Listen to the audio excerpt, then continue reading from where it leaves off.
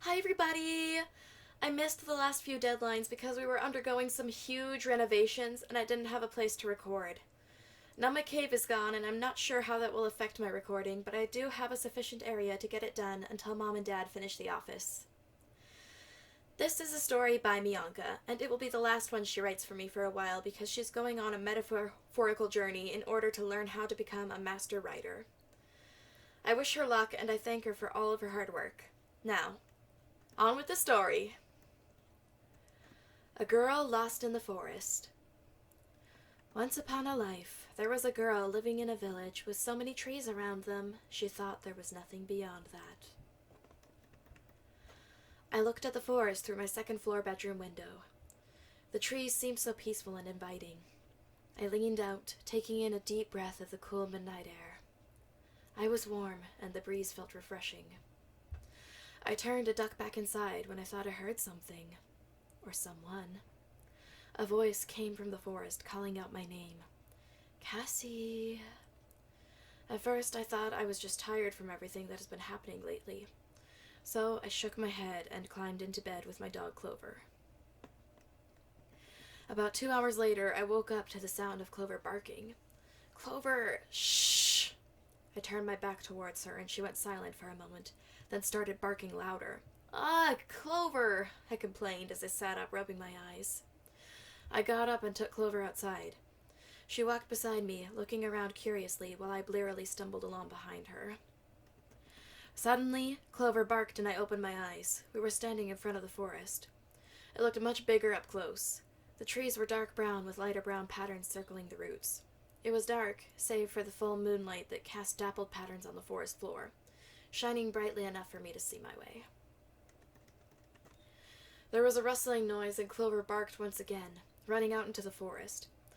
Clover! Clover, come back here! I looked back at my house hesitantly and then ran after Clover.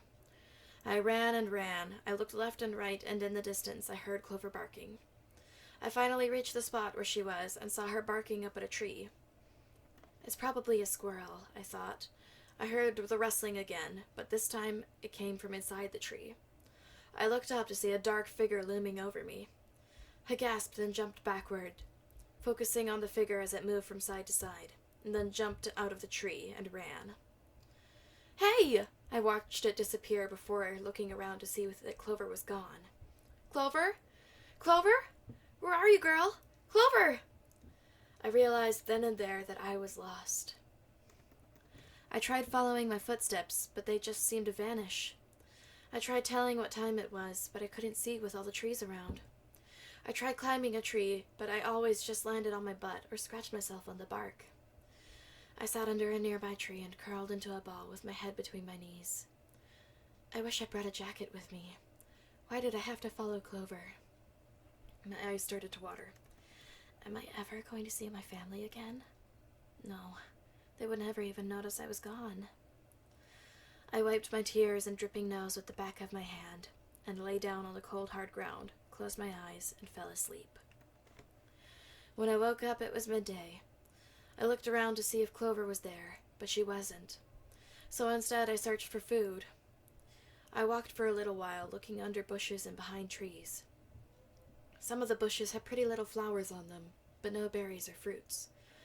As I thought about giving up, I spotted a bush full of gray berries. I approached and examined it. It looked like it was just ready to be eaten. I sniffed the berries, and they smelled rather pleasant, like grass, but with a soft perfume on it. I tore one berry in two, revealing the tiny seeds sprinkled through a purple inside. I took a small bite. It was so good. I ate a few and placed the rest in my folded shirt for later. I was starting to feel thirsty. I thought I heard a waterfall nearby, so I headed towards it. When I finally passed all the trees, I saw the waterfall. It was huge. It was like a mountain. I never saw any mountain from my bedroom window. I guess I really am far from home, I chuckled humorlessly. Come on, why the long face? At least I have water and food. I dropped to my knees by the water and cupped my hands together, drinking it slowly. I opened my eyes and saw black and white. I blinked a few times and washed my face, but I still only saw those two colors. I shrugged. Maybe it's my imagination, I thought, and stumbled to a nearby tree. My vision started to blur and I felt heavy. My eyes kept closing, and while I was trying to open them, I tripped. I shivered, feeling the cool air on my back, but my front was warm as I was lying on my face. I opened my eyes weakly and saw a fire, and behind it was a shadow figure leaning over a piece of wood, using another to crush something. It sounded like leaves. I had what I assumed to be these same leaves covering my body. I tried to move, but instead winced, and the crunching stopped. My eyes widened, and I immediately looked over at the shadow. It looked at me and slowly approached me on all fours. Water ran down my cheeks as I shut my eyes. It stopped in front of me while I waited for it to move. I felt tingling on my face as what felt like a hand touched my left cheek and brushed a cold, thick, sticky foam on it. My eyes popped open and I looked up to see its green eyes staring down at me, its head tilted to the side. "Hey!" I spluttered out. Its eyes widened and it jumped back in alarm. I gasped. "Sorry," I whispered and giggled. I looked up and saw that we were in a cave. It was a big cave with an entrance a bear could fit into. It didn't go much deeper, but it was nice. I stood up, stumbling a little, but managed to grab onto the wall for support. I winced and grabbed my stomach. The shadow tapped my shoulders and showed me the berries I ate. I reached out to take them, but it slapped my hand and I pulled back. It shook its head no, and he brought it to its mouth and acted as if he ate it. He choked and fell to the ground. "Are you saying I could have died?" It got up and nodded its head. I placed my hands on my mouth. "Thank you for saving my life." I gave it a soft smile. After a while of it caring for my minor injuries, the sun rose and my stomach growled. It showed me some of the kinds of berries and leaves I could safely eat in the wild and taught me how to take care of myself. It was quite an exhausting day. It was probably past 7 at night when we settled by an open piece of field. The stars were bright and the grass was really soft. "You know, even though you don't speak, I feel like I should give you a name." "How about Stanley?" "No?" "Okay then. What about Harry?" It shook its head aggressively and I laughed. "Okay. How about—" I thought for a moment. "Camilo." It shot me an excited look and I giggled. "Camilo it is. Well then, Camilo, thank you." I moved closer and rested my head on Camilo's shoulder. "Thank you for everything." I closed my eyes and drifted off to sleep. The next morning, I woke up in a hospital bed. My mom and dad seated beside me. "Honey, she's awake." My mom woke up my dad. He looked up at me with lazy eyes. "You're awake."